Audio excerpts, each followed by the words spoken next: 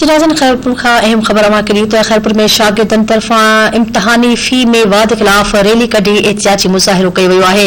Government नाज़ high school जे शागिर्दनि जो तरफा रैली कढी वई आहे। प्रेस क्लब आॾो धरणो हयो वियो आहे, जंहिं दौरान सखर बोर्ड जे इंतजामिया खिलाफ नारेबाज़ी कई वई आहे। उन मौके ते मीडिया सां ॻाल्हाईंदे एहतिजाज कंदड़नि जो चवणु आहे त सखर बोर्ड सालियाने इम्तिहानी फी में वाद करे छॾी आहे, जेको ज़ुल्म आहे।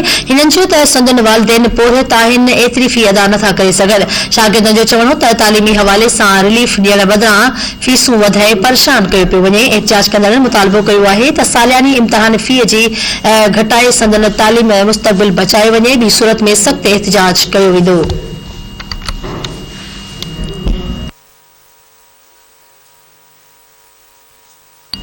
अहम खबर अमा के पिया खैरपुर में शागिर्दनि तरफा इम्तिहानी फी में वाद खिलाफ रैली कढी एहतिजाजी मुज़ाहिरो कयो वियो आहे। गवर्नमेंट नाज़ हाई स्कूल जे शागिर्दनि तरफा रैली कढी प्रेस क्लब आॾो धरणो हयो वियो आहे, जंहिं दौरान सखर बोर्ड जी इंतजामिया खिलाफ सख़्त नारेबाज़ी कई वई आहे। उन मौके ते मीडिया सां ॻाल्हाईंदे एहतिजाज कंदड़नि जो चवणु हो त सखर बोर्ड सालियाने इम्तिहानी फी में वाद करे छॾी आहे, जेको ज़ुल्म आहे। हिननि चयो आहे त संदन वालिदैन पोरियत आहिनि, एतिरी फी अदा नथा करे सघनि।